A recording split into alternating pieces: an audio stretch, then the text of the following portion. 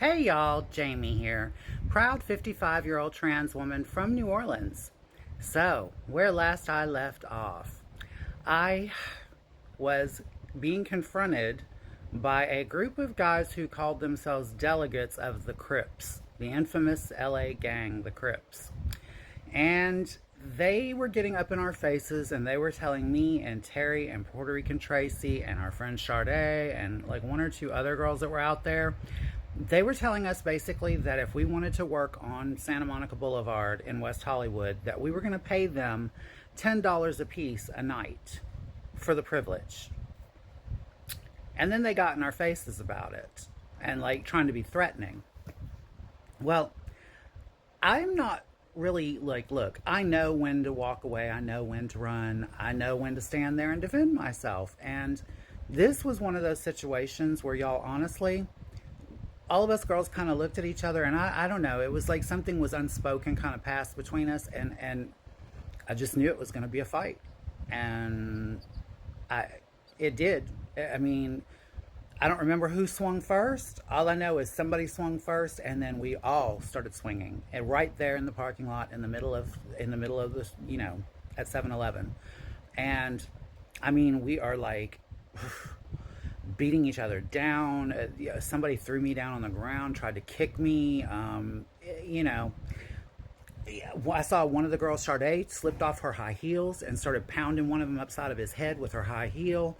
And, it was madness, just utter chaos and madness. And I saw, bloody lips and I saw they were cursing each other. Man, we should have brought heat, because they didn't come packing, which was their mistake. And they just thought we were going to be easy pushovers, y'all. Honestly, they came down there, and I don't even know if they were probably just kids, from the neighborhood that were wanting to be Crips. You know what I mean?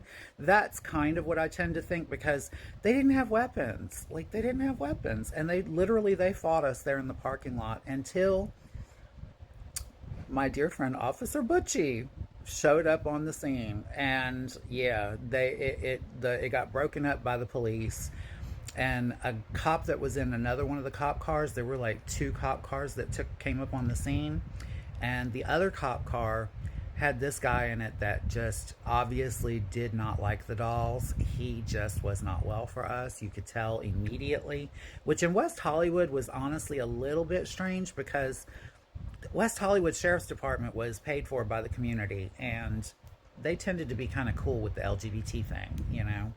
But this particular cop just wasn't having it, and he tried to say something to Tracy, and Tracy turned around, and I heard her yell at him, "Fuck you, you faggot with a badge." And I was like, oh my God, we're about to go to jail on top of it. We're about to go to jail on top of it. I forget if it was my nose or my cheek or something was bleeding. Anyway, so Butchie comes over to make sure that I'm okay, and we started talking, and he said, "Jamie, you scared me. I saw what was going on, and I got scared for you and stuff." It was sweet. But yeah, so Butchie pulled me over to the side while statements were being taken, and that cop told Tracy to watch her fucking mouth, and but he didn't do anything to her beyond that. It was just watch your fucking mouth. And yeah, Butchie starts talking to me off to the side, and he asked me out on a date, and like on a real date, not a financial not a financial transaction kind of date, like a date, romantic date. And I agreed. I agreed. And me and Butchie actually ended up going out like a couple of nights later.